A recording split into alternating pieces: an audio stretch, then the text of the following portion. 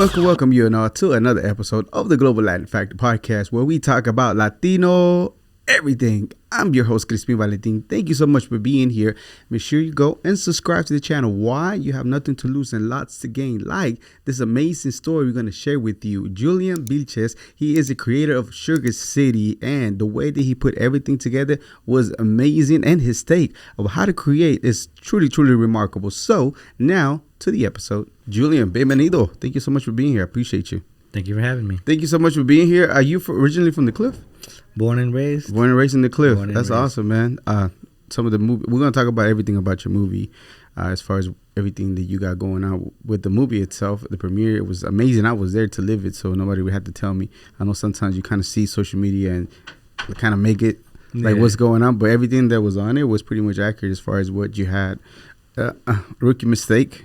I feel like I haven't done it in 4 years or 4 years now. Wow. It happens. Right? Trust me, I forget a lot of things on set too.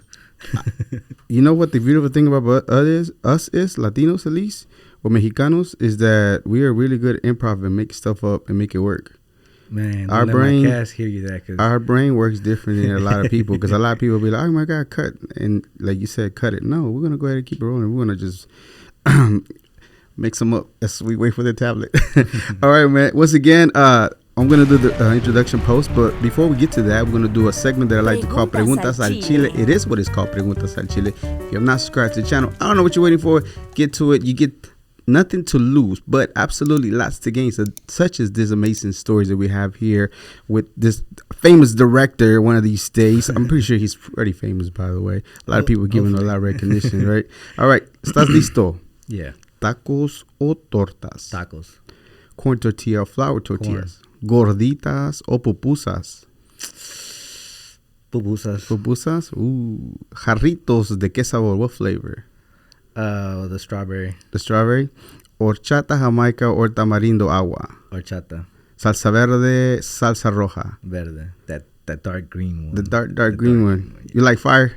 Super fire? Not so much. I like a medium. I like to taste. Yeah. I like the way everything tastes mixed in together. I don't want something to be over. Yeah. I don't appreciate the burning part. I never got the people that order wings like the atomic. Masochist. I don't get them.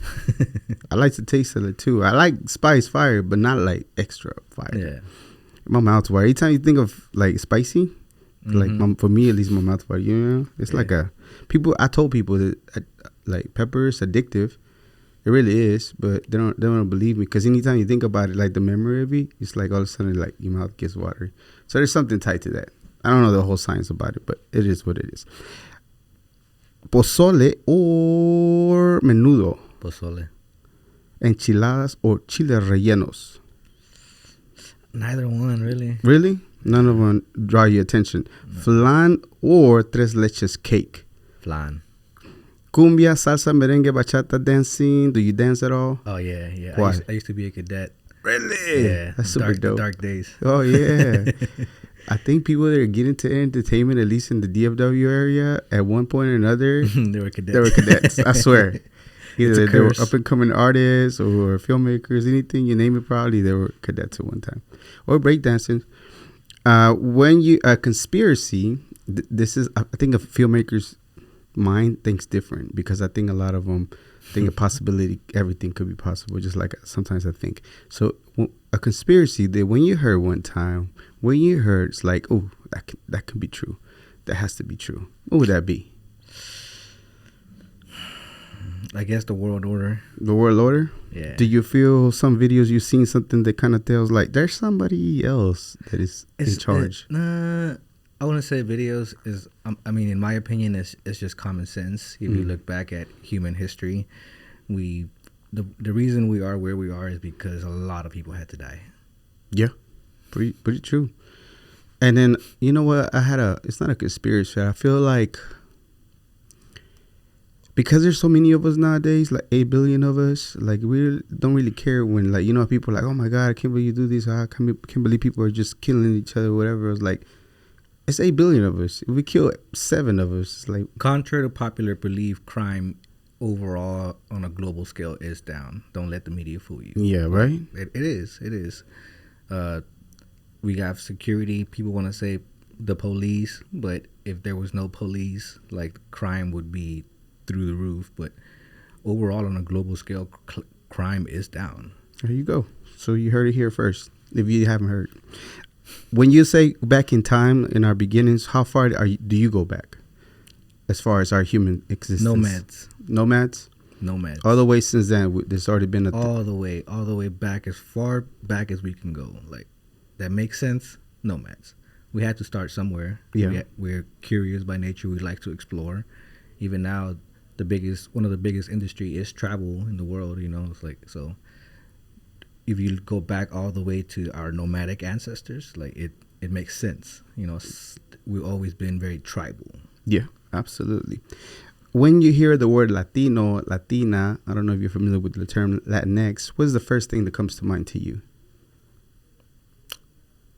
Just titles. Just titles. For you, do you mind if anybody calls you Latino? Do you prefer, you got the Mexican flag, the bandana, Mexicano, or what do you prefer? My heritage is Mexican, but I'm American. You're American. I'm not Mexican-American because I wasn't born or raised in Mexico. Gotcha. I'm familiar with the culture because of my parents, and that's my heritage, and I educated myself in it. But I'm American first. I'm Mexican by heritage, but other than that, it's like I don't really look for titles. You know, I am who I am. Do you speak Spanish? Yeah. Awesome. I heard a video the other day, not that long ago, about like Italian Americans. Oh no, actually, I was talking to a gentleman about Italian Americans, and how they want to get that title, but like they don't know nothing about the culture in general. You know, they want to grasp that title of like Italian American, but you don't know anything. You've never been to Italy. Yeah. You don't know anything about nothing, the language itself. So, you know, I think it's pretty cool that you like to. Why did you want to dive into knowing about your heritage, knowing that your parents? I don't know if you know any cool stories. Like a good filmmaker loves to tell stories. Is there a kind of cool story from your parents or grandparents how they made it to the U.S.? For the most part, you know, they had a pretty standard story. You know, they just wanted a better life, and I took advantage of that. I took that to heart because it's like, okay, if they came here to give us a better life, then I might as well risk it and put it all on the table to obtain the wealth. Like, America's great. Yeah, you know? absolutely. Despite as people which want to talk about it, America is great. The opportunity, the amount of opportunity, and the possibility to achieve wealth you can't really find that in a vast majority of other countries. Great. Some are, but let's you know, everybody wants to come here for a reason. Yeah, that's true. So back to the other question that I had. So what made you want to dive into knowing about your heritage? Why was it important for you to be educated in that part? You know, you already have the thing of your parents came here, make sacrifices for a better opportunity. So now you want to learn about the culture, but also excel in being self-growth. Yeah, self-growth. Like, if you don't know where you come from, you can't know where you're going. You know, like, part of understanding yourself is not only just looking at the future, but also understanding the past. You know, like where you come from. And a lot of those memories are embedded in our DNA. That's why, like, certain people are really good at certain things, you know. Yeah. Like, so that's why I dove into that, because I wanted to see, like, where I come from, you know, like, why they said that I like nature so much that I connect to certain parts, you know. Where you, what area son tus papás? Michoacán. So both your mom and dad are from Michoacán? Around that area, yeah. Around that area? Yeah. That's pretty cool. Okay, so let's get started with the interview part. I heard, a birdie told me, internet, very young age, you started getting into, you were really intrigued by filmmaking, by cinema.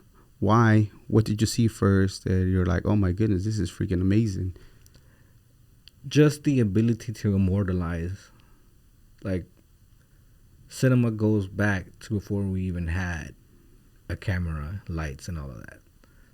We have cave drawings. We have people took their time to chisel things into stone. So it's like storytelling. It's part of our ancestral knowledge, and we got to find an outlet for it. And you can make money 1,000 ways in this world. And I just wanted to make money doing something that it just felt right. But where does that come from? As far as, was there a history lesson that you had that you realized, oh my goodness, we've been storytelling since forever ago? Or was it a particular movie that said, "Ooh, this is what I want to do"? Just growing up, watching movies. Growing up in Oak Cliff, you got two options: go outside and get in trouble, or stay home and just distract yourself. So for me, that was an outlet. I did get in a lot of trouble, but I was like, I also took time to stay away. I made those choices to consciously stay away from trouble, and a good thing I did.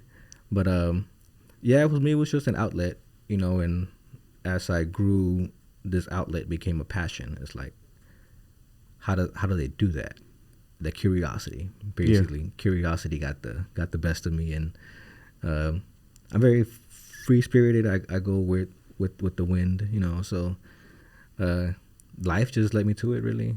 Like, that's awesome. Like, I can't say that it's something that I intentionally looked for.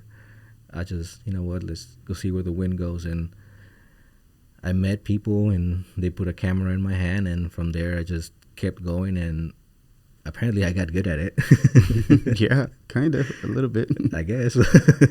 Yeah. When you were saying about getting in trouble, was there something that happened to you particularly that you were like, I learned my lesson, I'd rather not, and focus on something else? Yeah, getting shot at several times. Yeah. Consistently, kind of like, hey, you know what? This might not be a good idea. Yeah.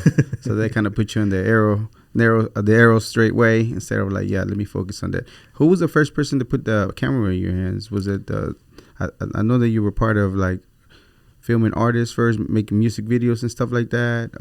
Goodfellas, if I'm not mistaken, is one of the ones actually, Spider, that was on the film.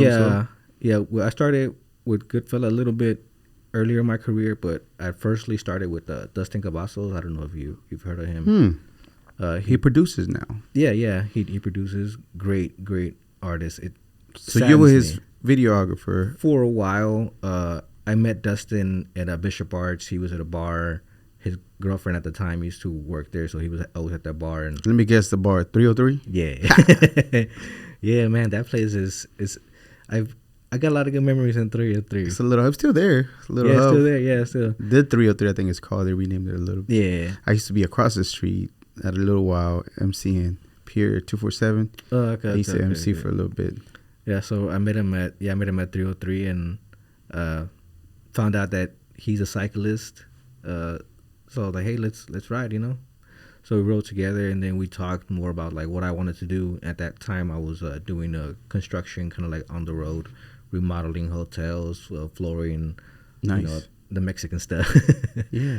And I told him that I like video, and I was thinking about getting into it, but at priorities, got to make money to survive.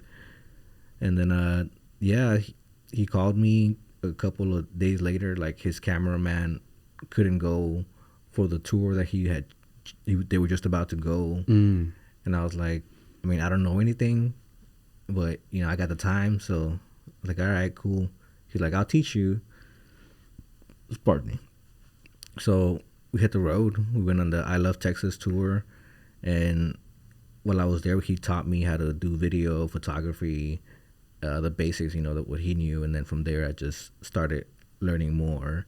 And then I met Spider at 303. Same thing, yeah. And then Spider was looking for a cameraman for his crew, because I really didn't like that whole like freelancer thing, because like you gotta go out there and you gotta shoot a bunch of footage. And, yeah. Like it sucks. It sucks. I wanted to be more focused on like building, like actually build something other than just randomly taking photos and videos. That's where in my opinion, a lot of photographers and videographers they mess up in that aspect. Was there anything at the time? First of all, great for you that you were able to jump on the opportunity. I've been pondering about doing it. Somebody's literally giving me the opportunity. But when you actually had the camera in your hands and you were learning, was there anything that was sparking up inside of you to be like, man, this is freaking dope? Yeah, man. Like shooting it and then seeing the process of how it's edited, and the changing the colors and editing, all of that. It's interesting. It's fun. Yeah. And that's That's pretty much it, you know. That's pretty cool. What was the very first camera that you ever were able to learn about it? Because I think sometimes videographers, up and coming guys, they want the best freaking camera that money can buy. But if you don't know the basics of how to work your equipment, it doesn't matter the greatest camera if you don't know all the little details and everything else, lighting specifically for a lot of the videographers and photographers. What was the first camera, and were you like super laser on learning everything there is about the particular camera? Canon Rebel T6i. It was my first camera. Yeah. It was a good camera. It was a good camera. I started off wanting to be a DOP, but then I got more into the technicalities of it. My brain cannot process it. Too much. Too much technical information. I'm more of a caveman. I like being outdoors, you know. So I started off as a DOP. I was a shooter for weddings and stuff like that. Tell me, DOP, what is that again? Director of photography. The photography, okay. Yeah, he's the one in a film set. Sometimes he doesn't really touch the camera. Like a top line DOP never touches the camera. He just organizes everything on the shot and tells people to roll it. So you're like the manager of the videographers. They kind of tell them, shoot this, take pictures. Basically, yeah. Well, the assistant camera. Nice. But then you move into what? Because you're like outdoors more. What did you move into again? I started off wanting to be a DOP, but I learned that I'm not good at the technical aspects of it. So props to you for that. The ISO, shutter speed. Bree probably great at that. Yeah, that's it's easy, but my brain just won't register for some reason. Gotcha. I found that my strengths are better at like organizing and telling people what to do. I am excellent at telling people what to do. Oh, nice. So it's a great skill to have. Where do you think that comes from? Your mom or your dad? Did you learn that?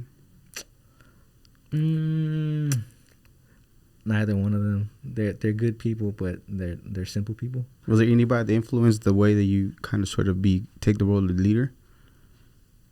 Nah, not really. I'm very reserved. I keep to myself. I don't really. It's funny. I don't really watch a lot of like. Now I do because I got more time. For the most part, we never really watch a lot of like television or movies. If I do watch something, it's gonna be more movies or an anime. Yeah. So I can't really say that I have like influences. Like I said, you know, I'm very free-minded. Like I don't really focus on like cultural icons, fashion trends, and you know, and who's who, celebrities, and all of that. Like I don't focus on any of that. I live in my own head.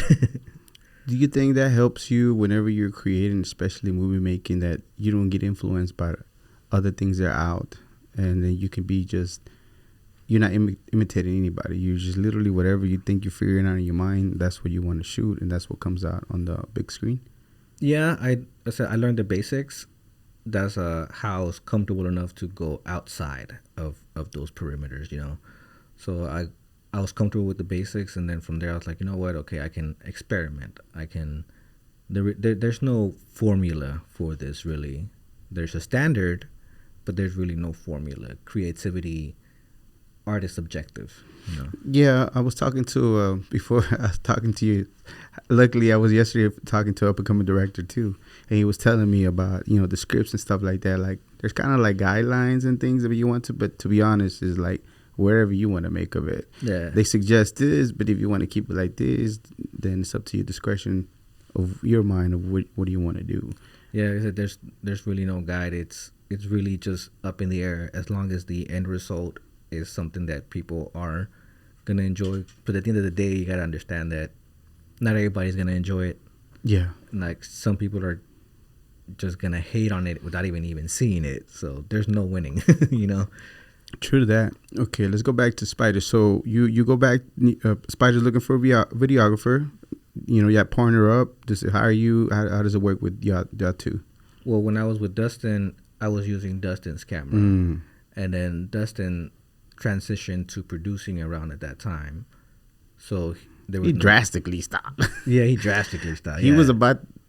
He got signed as a writer, if I'm not mistaken, but he's been working more like I thought he was on his way out as far as like he had the charisma, he had the following, That's what I'm saying. co-following, He had great but talent. He had great. he just, talent. I guess he wasn't, the spotlight wasn't for him. He just wanted to be in the back, just writing and doing things like that. Which now he's all tatted up, got a family, He's kids. family. Sometimes guy. I see him on social media and stuff like that. He's always been like, I guess you could say like the hippie spirit type of dude, free spirit type of dude. So I guess maybe he wasn't ready for that in general. But he writes and produces Happy P, and I tap into him. I know him. I met him a few times, so it's pretty cool. So he decides to go that route. So there's no more in the road. Yeah. So Spider comes around, and there's another opportunity for you then. Yeah, it's funny enough. I met Spider at 303. Like, I was just chilling there having a drink, and he just happens to walk by, and he started talking to me, and then, well, we followed each other on social media, and then I seen that he's an artist. I was like, ah, cool. I heard some of his music. I was like, ah, it's pretty good. And then I seen one of his posts that he was looking for a cameraman to join his group. So I was like, hey, I got some experience, but I don't got no equipment. So he's like, I got some equipment. You know, I got a camera, so I just need somebody to come with and shoot. And he's like, and then you keep the camera and you can practice. So that's cool. He was the second person to put a camera in my hand, and from there I started teaching myself a little bit more. That's when I realized, you know what, I don't think I'm gonna be that good on this part, but I'm still gonna learn what I can, so that I can find out where, like I said, just see where it goes. Were you working on doing videos for him, or just in the behind the scenes type of stuff, or what were you working on for him?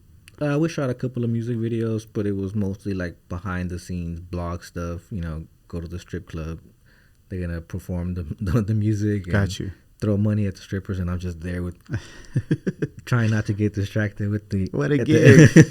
What a gig. Life is hard. Man, it was tough back. You coming up with the camera, it's hard. I don't know how you did it. Yeah. So how does that, after that, I don't know how long y'all worked together, but what is the next opportunity that presents yourself as you continue to doing this? He got into some troubles, and I'd kind of like distanced myself essentially from it, because it was like, I know where this is going. So I distanced myself a little bit. We still talked, you know, we were still cool. But he was focused on other stuff too as well, so we weren't really shooting much.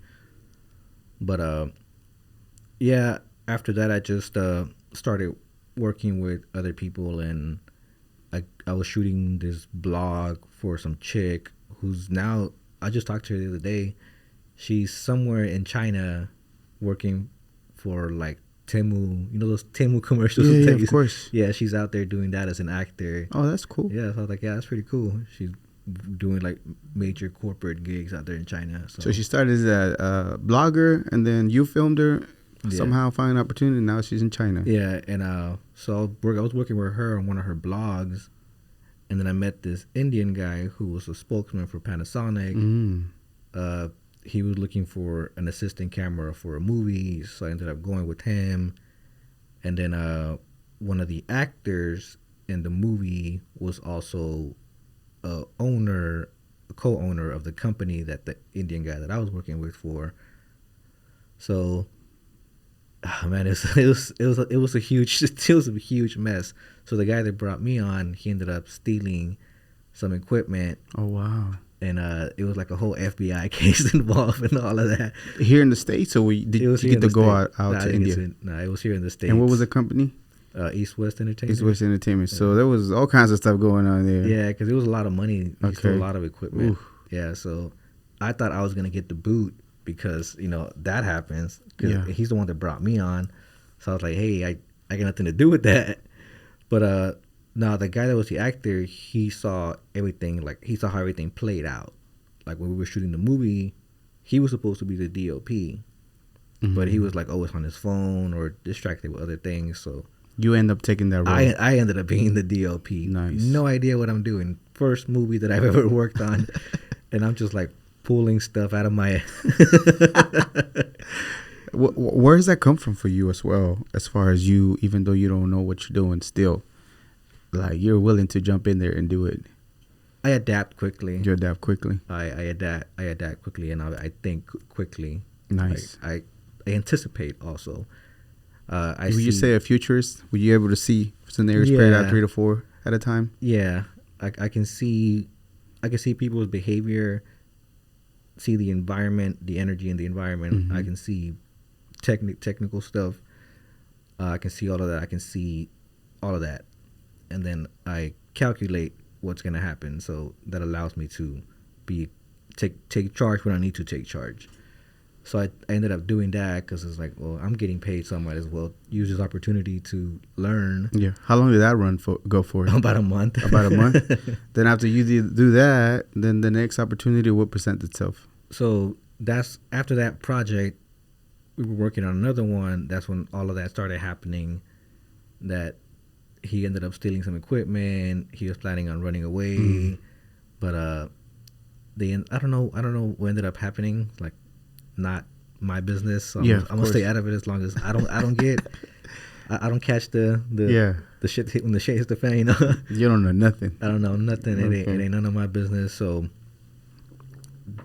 that company, the actor, being part owner of the company, he approached me. He's like, "Hey, this is what happened. Like, it ain't none of my problem. Like, whatever happened between y'all and him, it ain't nothing to do with me. My name's cleared." So he's like, "No, it's like we know." He's like, "We want to offer you either a partnership or a job." Nice. So I was like, you know what? I'd rather take the partnership. So I essentially got paid to go to film school because they put me on like huge projects, working with like A-listing directors from India. So I got a chance to work along some badass directors. Always here in the States, never in India? Yeah, here in the States. I was in New York, in Salt Lake City, LA, California, just all over. Wow. So what do you think they saw in you that they know that you weren't the one that was doing the bad stuff, and then were willing to spend the time to put you to school? Not only that, but you be the one that actually film the stuff. I didn't get angry. I didn't get upset. I do what I gotta do, and if a problem comes up, I don't get distraught. I just look for a solution and keep on going. That's great. Okay, so after that, how long do you work with them before you start moving on to the next thing? Terrible with dates. Yeah, I am time. Was it like a few years that you were with them? Probably a good, I did 10 years. 10 years that I've been here. Probably about 3 years solo. Then probably a good like 5 or 6 years with them. Oh wow! And then through 3 years, around 3 years now since I left and I started working on my own project, Sugar City. Yeah. So was that it? Did y'all part ways mutually? You rather start focusing on you doing your thing? Was there something that you just wanted to go ahead and leave, or what happened there? Yeah, a conflict of interest. I can't talk about that one, but we parted on mutual terms. At least from my standing, like I got nothing against them, but I kept my end of the deal, and unfortunately, some people don't. So, like I said, I'm not gonna argue. I'm not gonna fight with anybody. I'm just gonna cut ties. And so it was time for you to move on. So yeah, it's time for me to move on. You told me you were open book. You told me you were gonna tell me todo day. For legal reasons. Yeah, for legal reasons.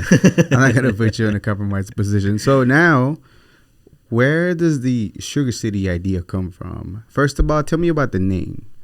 Why Sugar City? What does it mean to you? What does it stand? What people are not missing out as far as like, why not D-Town City? Or because everything was pretty much basically Oak Cliff, Dallas area, right? Yeah. So funny story, right? I started Sugar City kind of more like of a comedy. It was more of a romantic, dark comedy. So Sugar City comes from the idea that the movie was supposed to be about 4 friends and them being in the sugar baby, sugar daddy, sugar mama lifestyle. Yeah, so it was gonna be from that perspective. I wanted to make a movie about alternative relationships, So that's what the title comes from, like Sugar City, because it was like the main character is supposed to have like a sugar mama. Yeah. And the sugar mama happens to be the ex-wife of this corrupt lawyer politician. That's not what I saw on screen, bro. Not even close to what I saw on screen at all. We had a lot of problems. Why did you want to keep the name, though? Why didn't you want to change it? It just sounds cool. It sounds cool. It just sounds cool. And also, it was catchy, and it resonated really well. Like, from the moment I put it out, people were like, yo, that sounds really, really cool. Some things that come to mind when I hear Sugar City is not the Sugar Mama thing. It's more like drugs. I get that a lot, but Yeah. that actually was never like my intent. Uh-huh. Yeah, But the what I saw on screen, I mean, I'm not trying to spoil it to you. I should have gone there, but it's a little bit about that lifestyle. it ended up working out that way. Like I said, the issue was that, one, we couldn't find the mature women to play the roles that we needed, because we needed a lot of fine cougars, and unfortunately, we couldn't get a lot of fine cougars. We got a lot of dudes, so it just had to work with what we had, you know. And So you have the idea of doing it like this. You can't find the talent. Now you got to pivot. When is the moment that you have to pivot to go the different route? So I knew that, from my experience, just a random number, but 99.99% of like scripts or movie ideas don't make it past the writing stage. Like, everybody has a great idea. Everybody can be a great director. Everybody can write a great script. Funding it, making it, is an entirely different beast. Yeah. So I knew that was going to be the biggest issue. Like, I can sit down all year long talking nonstop, every day, every hour, every second, about my movie and what I want to do. Nobody gives a Nobody gives a flying F. yeah, nobody cares, you know. Yeah. Nobody cares what you want to do. Like, Doesn't that feel kind of bad? Because I feel the same way sometimes on the pod. Nobody cares, but at the same time, you were given the vision, so irrelevant to what they care. You wish they would jump on board, but there was like a vision of you that was given. You know what I mean? I mean, in my opinion, like, you just gotta not care. Like, you gotta understand that at the end of the day, nobody really cares what you want to do or how you want to do it. I guess it was not sad, but in general, like, the wish that everybody would jump on it would be like, man, I don't really care. No, that's what it is. I don't really care. Like, yeah, I do things because I want to do them, because I like them. If people don't like it, even if they do like it, honestly, I don't care. You know, what is your satisfaction? Just doing it, and having it done. Yeah. Okay. For me, it's more of ego. You know, some people are not willing to admit that, but that's the reality of people. It's all about ego. Like, for example, when you do your podcast and you interview people, when it's all said and done, you feel good, right? Yeah. So that's why you do it for other reasons, yes, but at the end of the day, you feel good. Yeah. So that's, for me, is like, I'm not afraid to admit that. Like, I do things because we're selfish creatures, and I am open to admit that I am very selfish, and I do it first and foremost for myself and my satisfaction, and to prove to myself that I can, because I want to. I think people don't realize that sometimes you do have to be selfish in order for you if you have a goal to be able to complete. You have to, because otherwise, if you're not, you're gonna be dealing with everybody's needs and everything else, and you're just gonna be left not doing anything. So at the end of the day, what are you going to accomplish if you're not willing to be somewhat selfish? If you have a project that you want to do, something in your heart that you want to bring to life, then, you know, that's the way. Otherwise, it would never happen. Yeah. Okay, so we continue moving forward. Now you pivot in, and now what is the? Did you write the whole script, or did you co-wrote it with anybody else? So there was really no script. Improvising a lot. Most of it, I had a general story, beginning to end. Mm-hmm.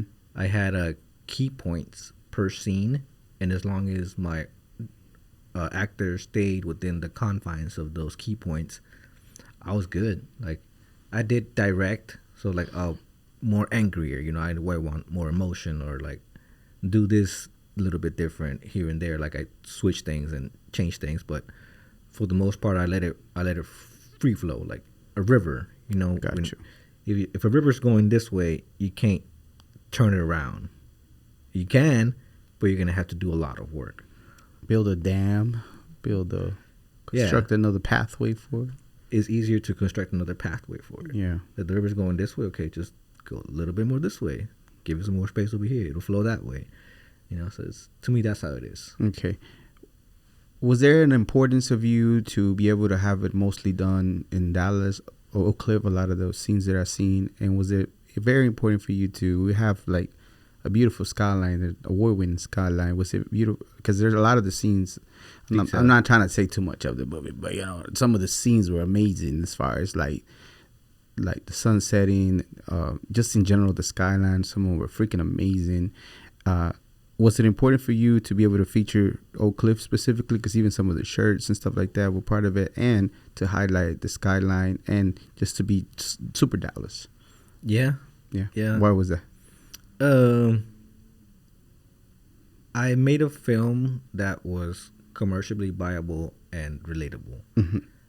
And I wanted to represent the city that I'm from, and the basically my culture and the city that I love. So yeah, my biggest point is like I wanted to make an independent film that highlights Dallas but doesn't give you the stereotypical Dallas film. Like there is some aspects of like hood and all of that, but the story's more centralized on like the character development.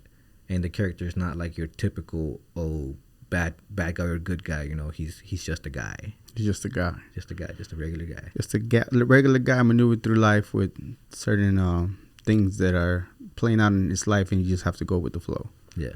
Okay. The cast. You went back to Spider. He was one of the ones that was one of the main characters. But everybody else, how was your process to the casting part? What were you looking for? Or you just, like, for example, when I started the podcast, I went to all the homies. Hey, like, bro, I have a podcast.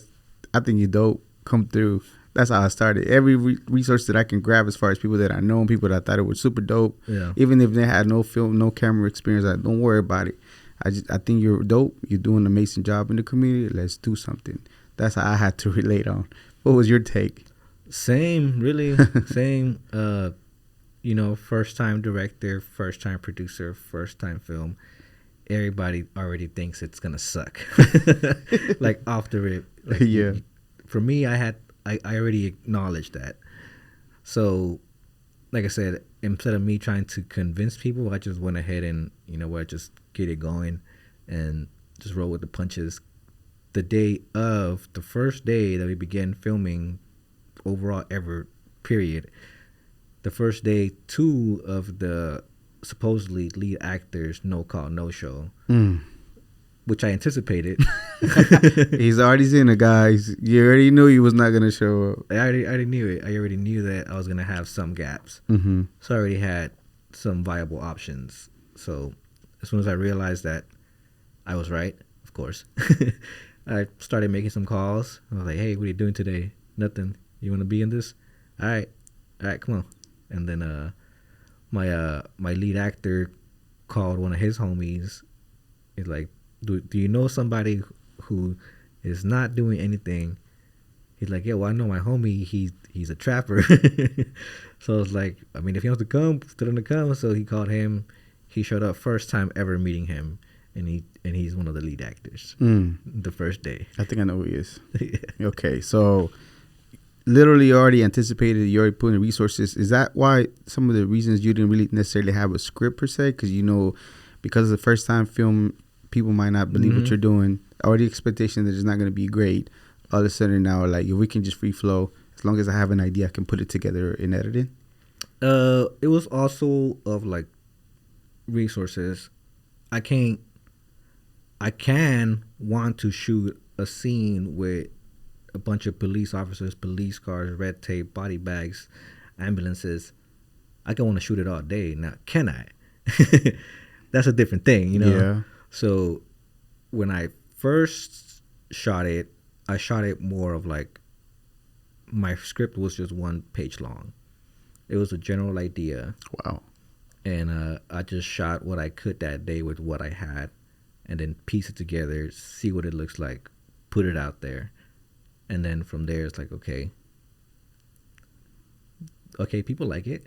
So that was the pilot first. Yeah, that was the pilot. The first The first trailer. Mm-hmm. Yeah. Yeah. We shot that with like a 1-page script. Wow. And just roll the dice and see what we get. So once I like to gamble. Yeah, I see that. Very much so. Once you do the trailer and kind of sort of, are people getting excited about what they're putting out and what you're putting out as far as like, oh, this is good, what it's going to kind of look like a little bit, and more people start calling you, or not necessarily? No. The first one did help traction in terms of like getting people interested. So it did lead us to more sponsors and more people, but the expensive stuff, that one came out of pocket. That one came out of pocket. Yeah. Okay. So there's other actors in the movie. There've been like Lisette's been in quite a bit of movies and stuff like that. So after the trailer and more people start kind of engaging, is that when more you start reaching out to different people that kind of like done it before? They started reaching out to me. They started reaching out to you. Yeah, because the first one, I reached out to a lot of people and tried to get them on board, but, no dice. So I did what I could with what I had, put it out there, and then from there's we got noticed. We got noticed, and like I said, it's easier for me to show you what I can do. So it helped that a lot, because like now I can go out there and be like, hey, this is what we're doing, and just showing people a 1 minute long trailer versus showing them a 120-page long script. It works a lot better. So. Why do you think it was better for you? Is that the way that goes nowadays, to try to pitch for investors and sponsors and actors these days? So that was your approach. That was my approach. That was your approach. That was my approach, because I seen it from experience. Like I seen it firsthand. I know a lot of great the filmmakers, but they're stuck, in my opinion. Not to hurt anybody's feelings, but they're stuck. They're doing the same thing over and over again. And don't get me wrong, there is money there, but for me, the name of the game is longevity. Like, why would I want to keep shooting videos over and over again when I can make one video and sell it all over the world 1 million times? So that was literally your calling card, your business card, just showing them what you got, and then no need for a pitch. You can kind of see it with and then I can show you in 2 minutes. Yeah. Or the 15-minute elevator pitch, I can show you in two, just like that. I don't gotta tell you nothing. I just gotta show you. And then from that time, that trailer to now, the entire feature movie, how long did that take for you to complete? 3 years. 3 years. So 2022, roughly. Roughly, yeah. Wow.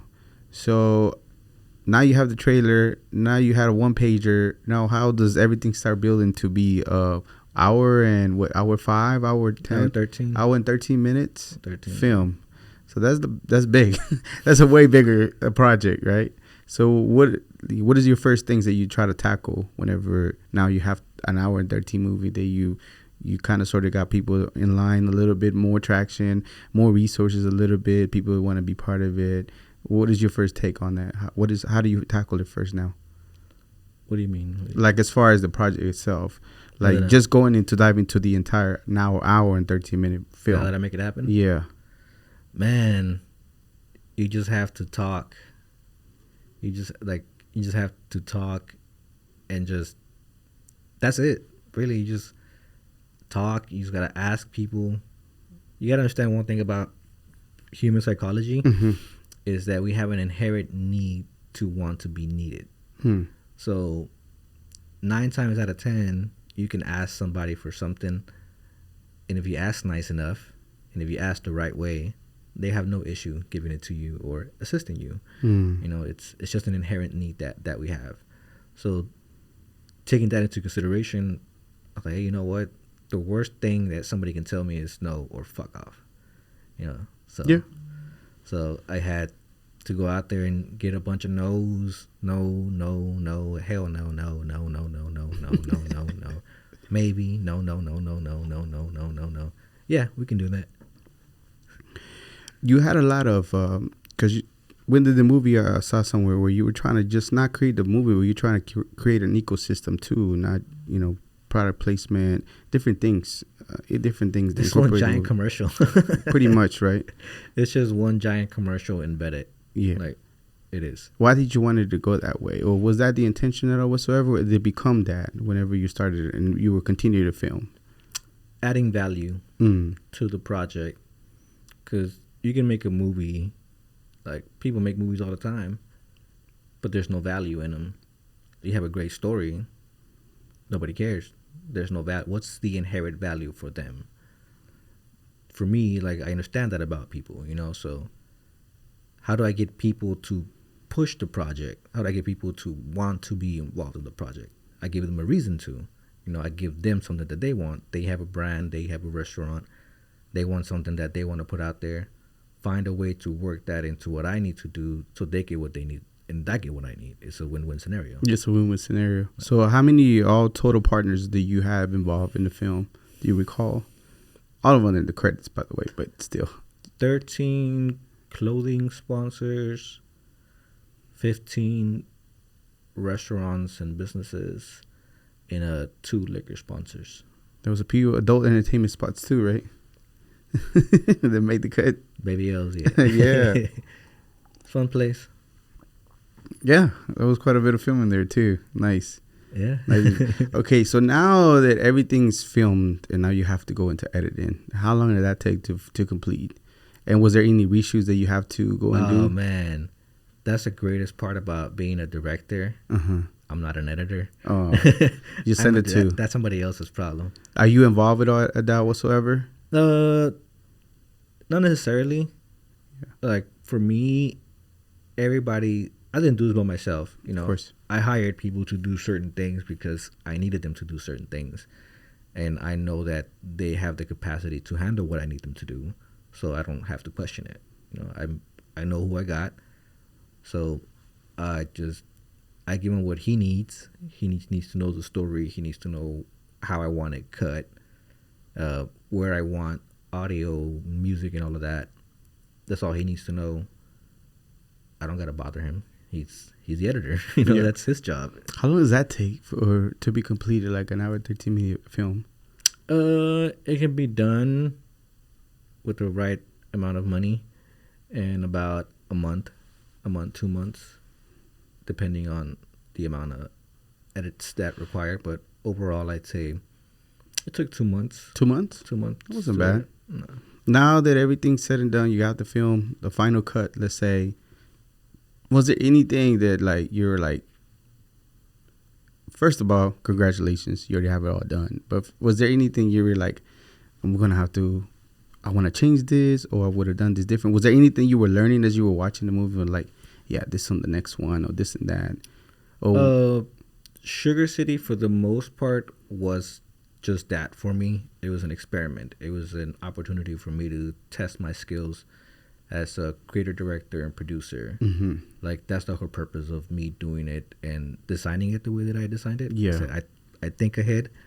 So I designed it with that goal in mind, to get experience as a creator, director, and producer, and understand the logistics of not only the environment, but also, like, the people, you know.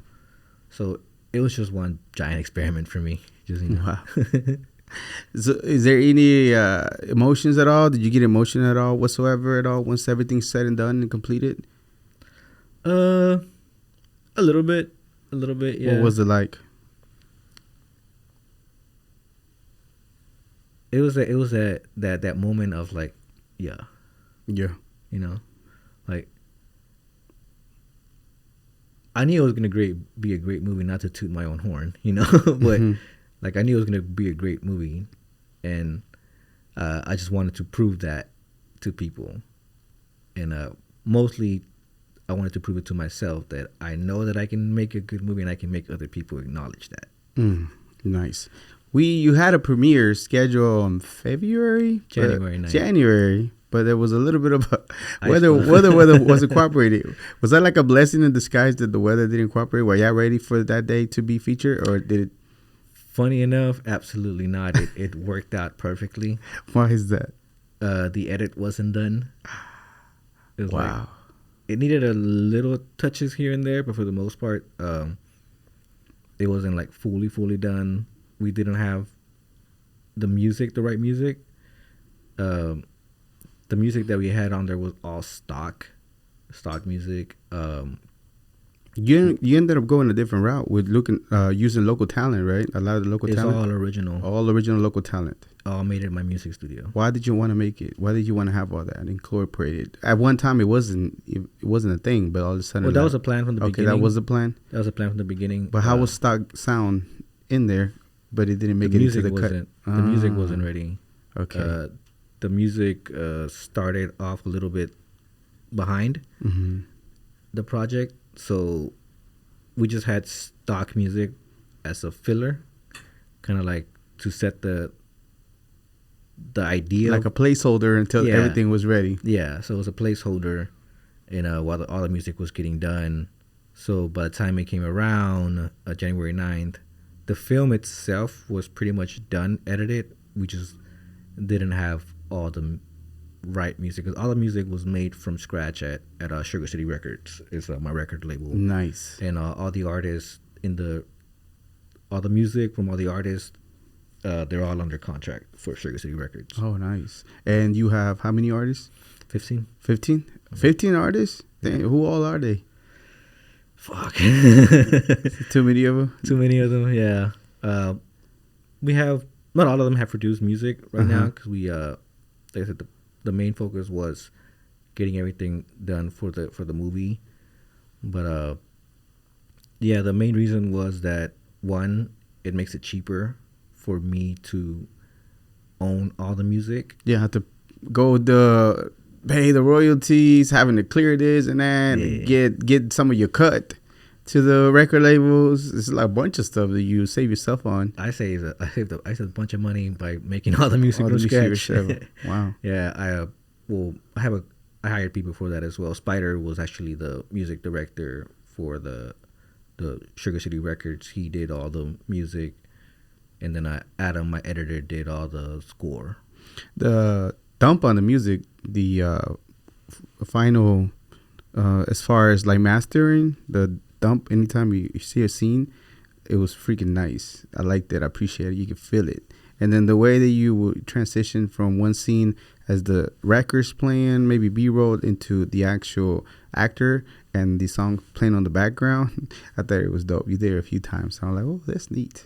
Yeah, I like that. Yeah. It's part of cinema. So you want to go ahead and like, oh, of course you got the record label and everything, right? So you're going to be just focusing more on that now than filming, or are you doing both at the same time? Overall, I'm doing both at the same time. I own the record label, but I'm not really too involved in it. I have other people managing that. Okay, so this is just, you're the owner of the record label. That's why he might not remember all y'all's name artists. Don't be butthurt that the owner doesn't know who you are. They know. They know who they're dealing with. You know who you are. So why of course, the saving part. Is that pretty much the reason why you started the record label? Because you know it was going to be a cost that you'll save yourself on? Or was it important for you to have local independent artists in there? For me, it was one of two things. One, if I own the music, I don't have to ask anybody for clearance. Yep. So I own the music. I have full clearance to utilize it however I need to. It's in the contract, so I can put the music anywhere I want, anytime I want. And that's the biggest thing, is business first. It saves me all of that red tape, you know. Secondly, I wanted to give artists a place where they can come create and not have to worry about expenses. My artists don't pay for studio time, beats, recording, mixing, mastering, music videos, photography, marketing, promotion. My artists don't pay for anything. I take care of everything. You signing people, bro? I'll put a song out or not. If you got talent, man, I'm gonna tell you. What is the how does the contract work at the end for them to get paid? How is that a split whenever y'all release it? Yeah, we own it equally. 50-50? And well, we got the producer involved in there as well, and also depends if there's like two artists. So 33% a piece. Yeah. Like I say, it also depends, because some of them songs feature 2 to 3 artists, so all the artists involved own a portion of it. So the split could be different depending on the royalties or how many people are involved. Yeah, that's pretty cool. Are you gonna be having more of that artists and music going out here in the near future? The goal is to release. We have at least about 2 to 3 volumes worth of music already. Oh wow! So we plan to put that one out and utilize it for more films, because I also got like 5 films that I have ready to go. How many artists made it for the music itself? How many songs was there total? Sheesh. And are you planning to do like a soundtrack 8? For it? I know it's kind of a little bit after, but you plan to kind of sort of do a soundtrack for it, because you got enough music to kind of do a soundtrack. Yeah, we have the official soundtrack, and then whatever music, because we made a lot of music. Like, what I told my artists is just make music, and if it fits, it fits. If it doesn't fit, then it'll fit somewhere else. So we made a bunch of music. We got it all stockpiled, and from there we made like 50 songs or more. And they probably picked 8 of them, and they have the rest. So we are gonna release the official soundtrack, and then we're gonna release all the other music that didn't get put on. It's like Volume 1, Volume 2, and so forth like that. That's awesome. Being from Dallas, the N-word is very typical. It's like culture thing. Was it something that you thought about? Am I going to be able to? Some people get iffy about it, especially if you're Latino, Mexicano. Like, why are you using that? You're not so and so. I don't care. Didn't even dawn on you too. Even. I mean, it dawned on me. Mm-hmm. Like I did acknowledge it. But it's not true to the culture though. If you change it, right? Exactly. Like they can't be mad at me. You're gonna be mad at the whole, not even just Dallas. Like, it's the whole community. It's the whole culture. Like, East Coast to West Coast. Like, so you're gonna be mad at everybody. Yeah. It's like you can't pick and choose. Pick a struggle. Yeah, because it will feel like if something's missing, because the homies be kicking with the homies, just that's talking what they like talk. that's how they talk. That's what they talk in the Dallas, and it's not offensive either. We're not trying to, none of that. If you know in what context is used, yeah, you're not gonna be offended. I mean, unless you're a liberal or a Democrat, then you're gonna be offended. Yeah, literally, dude, compa, vato, nothing different from it. Yeah. As far as the culture. It's the culture. Yeah. It is what it is. It doesn't, whether I put it on there or not, it's not gonna change what it is. Yeah. Okay, so at the end of the movie, there's a little room for something that might be coming up here soon. There's an opening for a sequel. Assigned to the future too, But before I get to that question, like, so February didn't work out. Now the music's ready to go. January. I'm sorry, January didn't work out. Why do I keep saying February? January didn't work out. Music wasn't ready. You still were like, you know what? It is what it is. We're gonna have to put it out this way. But fortunately, the weather didn't cooperate. Then you move it to May, April 10th. April 10th. My days are all out of whack now. So April, now you have a new date. You have time enough to put the music in there. Mm-hmm. Are you feeling a whole lot better now that you get to put the music as well? And it's time. Yeah, it just the stock music was good. Don't get me wrong. Even if we put it out like that, it was good. But putting the music that we had curated for it, like it just felt better. It just sounded, and it just flowed. Everything was just so much. Did you ever look at both and be like, yeah, I would have been okay putting it out, but man, the impact that it has whenever it has this talent is just way different. Yeah.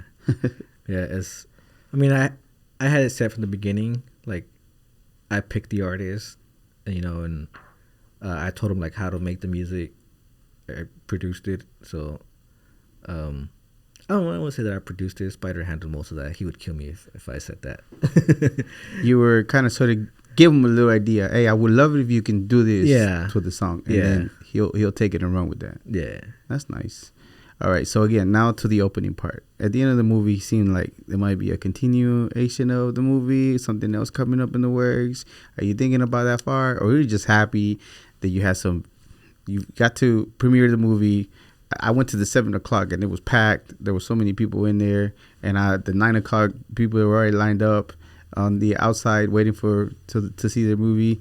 You kind of sort of want to take a break and just let it all in, or are you ready to start plotting on if there's going to be a sequel or not? So, for me, the biggest thing when I did Sugar City, I wanted it to be not your traditional film. I wanted it to. When you go to the movies, you already know what's gonna happen. Mm-hmm. You go to like the traditional, go watch your movies at the theater. Yep. You already know what's gonna happen. They're very predictable. Like they follow the traditional Mm-hmm. 3 act stanza. And to me, I wanted to go outside of that. What's the 3X stanza? Intro, climax, finale. That's it. That's it. Mm-hmm. You know, every movie you can think of, that's how it is. That's how it happens. So I wanted to go outside of that. You know, I still wanted to make a good movie, but I wanted to go out of that perimeter. I wanted to go outside the box. I wanted to. That was my biggest thing. Is I wanted people to say that it's like, oh man, that's my favorite thing that I hear people like, oh man, it's every time that I thought this was gonna happen, there's something else happened. It's like that's not how they do it. Like in the like movies. In the movies, like exact. That's my. I wanted that. I wanted you to be like, what that doesn't make any sense. But as you watch it and you watch it again, you're like, oh okay, that makes sense. You know, it's like you have to watch it a couple of times to understand that the movie, there is a main character, but the movie's not about the main character. The movie's about everything else going on around the main character. Mm-hmm. And at the end, you see that all of that was a cause of an effect. And now you start to put everything together because like now you see the end. You're like, you're given that part that's like, oh, that kind of fills in some of the holes that you were wondering about. Was it because the beginning of the movie, that's literally, I think, the trailer, right? The fool just in the beginning where all the motion with the soldiers, the police and Part of everything? it. Part of it? Part of it. Why do you want to start that way? Of course, not traditional, right? Literally, like, everything going on, like, everything building up, immediately all of a sudden it goes into, like, the character just chilling and doing whatever. Well, you have to understand human psychology. Mm. We have, especially nowadays in the gratification era, people's time span is like very short. So you have a very small window to capture them. 3 seconds. Yeah, if you don't get them hooked, they're gone. Mm. You know, So you did like the way that they do these videos now where they show a little bit of the climax of it, and then people are so intrigued and curious that they want to watch the whole video to see what happened. Yeah. So you use a little bit of that technique. Human behavior. Yeah. If you understand, that's what that's what it is. That's what cinema is. It's not just about the right cameras or the right script or the right lighting. The biggest thing is psychology. Yeah. You have to understand psychology. You have to understand how people think, what people want, and what people do. Did you want more out of your actors as far as more emotion and everything? I know some of them were improv, but some of them were just, you know, jumping in because you needed somebody to do the role. Did you want it more out of the actors per se, or you were just satisfied with what the work they would do, especially, let's say, they didn't have experience? I try not to think of them as actors because I know that they weren't actors. So I let them experiment. Got you. Like, I let them have fun with it. If I needed to rein it in, I reined it in. But if it was going, then I just let it go. Nice. It was a whole experiment, wasn't it? It was a whole experiment. There's going to be a sequel or not? I don't know. You don't know yet? Honestly, or you thought about it a few times? Being an experiment, you learn a few things, and there's just a few people that I do not want to work with again. Not for any other reason. I mean, I don't care if anybody gets offended. You know, they're very unpleasant people. So I'm just a tool, people. I'm just a tool. It's not my fault what he's saying. Don't come at me. Just kidding. No, it's up in the air. But there's so many people. Like, no, but honestly, right? Whenever you have a group of people, a lot of people working together at the same time, and you have a vision that you want to do and things, you can kind of sort of see how certain people it just doesn't work out, right? Yeah. You know, so you kind of learned that without, you know, once you did the movie and everything. Yeah, it's a definitely experience. So to answer your question, that day, you did mention that day, whenever everything was said, y'all want a sequel or somebody said something like that, and people got hyped. Everybody that was around, so that's why I was wondering, is there going to be a number 2? Because there was a little opening. I like fucking with people. you be like, Cloud. in case you didn't know, troll. Yeah, basically, in case you didn't know, you saw the movie. It's completely unpredictable. Yeah. You know, like you don't know what's gonna happen. So I'm the same way. Like I just say shit to fuck with people. Like if I want to do something, I'm gonna do it. But for the most part, like people ask me, I just fuck with people. Like, Yeah. maybe not. Yeah, no. It's like, you know, like just. Was the completed the movie, maybe or not a sequel, was the satisfaction big enough for you to be like, man, I want to make another movie? Let's say it's not Sugar City, but I really want to go ahead and get another project, and maybe the actual Sugar City that you wanted to originally do, maybe a different name or something else that you have written down to be like, you know, I really want to make this happen, bring it to life. I might make a part 2. So Sugar City was an experiment. Mm-hmm. It was me experimenting to get ready for another project that I had. I already had a movie. It's called On the Other Side of Town. Mm-hmm. That's the one I originally wanted to shoot, but I didn't have the resources to manage or the capacity to manage that one. And that one, I want that one to be my masterpiece. Like I want that one to be a classic. Nice. So that's why I did an experiment first to get ready for that one. But it turns out this experiment was a huge success. So maybe part 2, possibly. I'm leaning towards it. But overall, I do have other projects that I want to do. So maybe I'll revisit it. Your masterpiece, was there anything that's already been done at all whatsoever? Any shooting, anything like that? Or did you literally, you just know that this want to be, it's all right there? It's all right there. And you already know that this is going to be something that you really want to invest a lot of time. Yeah. A lot more. That, if you thought Sugar City was like, what the hell? On the Other Side of Town, it really does push like the boundaries, like when it comes to like the storytelling and the way that you would see a movie. On the Other Side of Town. Yeah. Can we dive a little bit into that? I know it's only in your mind, but in your head, do you kind of sort of want to have envision as being in Dallas still, or maybe another setting for that one? I want to do it in Dallas. Yeah. I want to do it in Dallas. That's cool. I when I first wrote it, I wrote it with the concept of. All right, so we don't know if he's going to be another sequel or not, so you have to stay in tune to the Instagram. Make sure you follow him. And when you were driving over here, was there any questions in your head you were like, man, I wish he really asked me about this, or I wish he really touched up on this? Is there anything that comes to mind? No, not that I can think of. What kind of research did you do on me, bro? What you know about me? I just watched the podcast, see like the energy, the interview, also the quality. As you can tell, I'm very picky. So like I want to see the quality. You know what we meet the standards. Yeah. You could use some improvement. Of course, we always get in there. Yeah. Whatever tip you want to, we always take it in, bro. We ain't open for that. You know, we still building it up.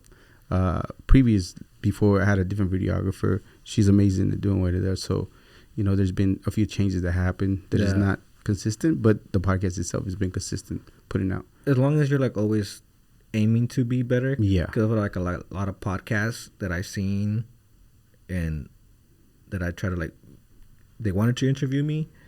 Like I see I look at them and I see that there's no progression. They're still doing the same thing. Like there's the point is to always get better. Absolutely. Like you don't want to be in the same spot. Like if you're not doing something to progress, then you're really not doing it. You're just doing it because you need to, not because you want to. So that's what I liked about yours. Is like I see the progression. I see the amount of time that you took to curate, you know, like the setting and also like the interview and all of that. So it's like, you know what, I'll definitely go. He could have literally told me, no, bro, I'm good. It'd be like, hey, I'll be okay. It's all good. I hate interviews, to be honest. Oh yeah. Because was it redundant though for you? At least for me, the things that I was asking you was like, oh man, everybody asks the same thing questions. Like, why are they asking the same questions? No. I mean, that's part of the interview process, like I'm gonna get asked the same question a lot. Mm-hmm. For the most part, it's like, how are you presenting it? That's what it comes out to. Cool. Well, I'm glad we made the cut. Thank you so much, sir. Thank Don't you. text me later and say, don't put it out, bro. I'm just kidding. Before I let you go, I have just a few more questions. So first of all, is there any events or any music or anything else that you have going on that people need to be on the lookout for here in the near future? We do have a lot of plans towards releasing all the music, but I can't say anything for sure right now. Is it going to be accompanied with videos or just the audio or visuals or anything? We're dropping the music along with music videos. We're doing a tour. We're going to do a Texas tour. And then hopefully we can take it nationally. But for the most part, yeah, everything's still pretty much... we just finished Sugar City, so that left me broke. We're right now in the process of trying to get it distributed. So we've just been shopping around for distribution companies. So. Have you ever submitted to the Sunset Festival and any other festivals out there, South by Southwest and all that stuff? I don't really care for festivals. No? They're a waste of time. Yeah. What other ways is there to distribute besides that? Because once they find it, you get your buzz on it. For the most part, you can streaming. Yeah, you can stream it. You can reach out to distributors directly.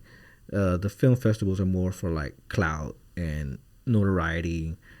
Some of them do have a few benefits that they offer for the most part, but like I say, for the most part, I don't really care what people say, think, or do. I just want to do me, and yeah. So for me, film festivals are a huge waste of time. It's a popularity contest.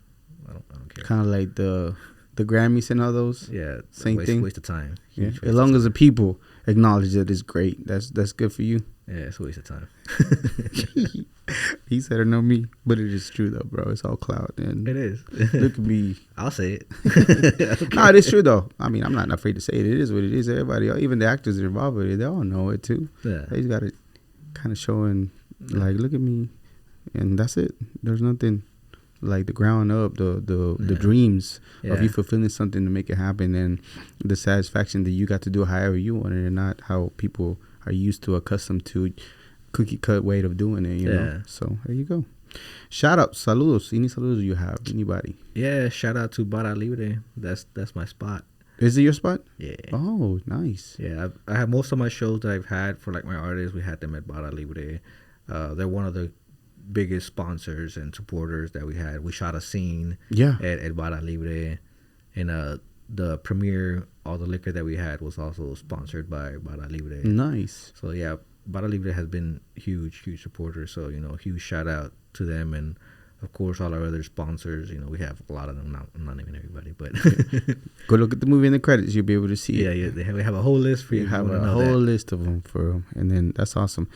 What is an important lesson that you learn in filmmaking that you would tell your younger self that will help somebody else out? What would that be? People are on your time. You're not on their time. That was one of my mistakes with Sugar City, that I could have finished it quicker, but I had to work around everybody's schedule. Like, no, not doing that again. If I'm gonna do a movie, I have the schedule set. If you can't make it, you're cut. Is professionalism very important to you now that you learn about after doing this? Because again, you kind of sort of not dealing with professionalists per se, but at least you have to be about your word and show whenever they told you to. You know what I mean? When it comes to business, I do what needs to get done. Mm-hmm. But at the end of the day, I am myself. I'm not gonna dress to impress anybody. I'm not gonna go around kissing ass. I don't care who they are, what they do. People are people. The amount of money you have, the amount of titles you have, none of that really matters. Yeah. At the end of the day, you breathe, eat shit just like I do. So if you already know, you better be professional, be on time next time. You might not make the cut in the movie. I'm just saying. Yeah, no, it's just, as long as you need to do what needs to get done, like, you're your own person. Who am I to judge you? Got it. Like I said, as long as you're nice, like, I reciprocate. Cool. So for me, professionalism's about balance. Because I've almost fought a producer. Ooh, in this movie? Not in this one, but in other projects that I worked on. Yeah, Man, that deep of a disagreement? You seem pretty chill. It was more about respect. Got you. It was more about respect, and he jumped the gun. He assumed that we were guilty, and then when I tried to talk to him, like, hey, this is what happened, he wasn't listening. So I was like, if you want to get loud, I can get loud, and if you want to keep disrespecting me like that, then I'm gonna have to knock you the fuck out. I mean, yeah. Don't the tolerance part, you know, like for me, like the physical part, you know, we can have a disagreement, but get all the story correct before you come at me and attack me about anything. Yeah. And a great conversation, miscommunication happens all the time. So if you're literally making your mind about, you already had something deep rooted that you got against me. You're just making the reason for you to get loud to me without even having a story and talking to me about the whole situation. It's not what you say, it's how you say it. Yeah, for sure. Because you can say the most fucked up thing, but if you say it to me in the wrong way, like, all right, cool, that's where we got a problem. You know, it's not what you say, it's how you say it. Yeah.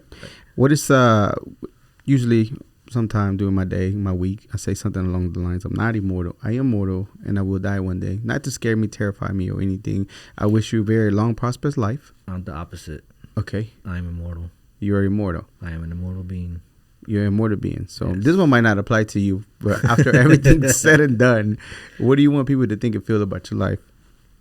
That I lived unapologetically and without restraint. Yeah. Without like influence or without pressure. Like I lived life on my terms. Yeah, I think at the end of the day it's a great way to live, to know that you were not, you know, live to impress people, live to, you know, because their expectation of you was this and that, and you had the liberty to live however you felt like, and you felt more free, that you felt like you came to this earth to do this particular thing, whatever it was, and then you got to do it however you felt like it. Mm-hmm. You know, I think that's, you know, if anybody was to call anything, there'll be like the freedom, right? Freedom. Everybody talks about freedom. I literally had the freedom to live however I wanted to do whatever I wanted to, and I'm good with it when everything's said and done, because I did it how I wanted. So amazing.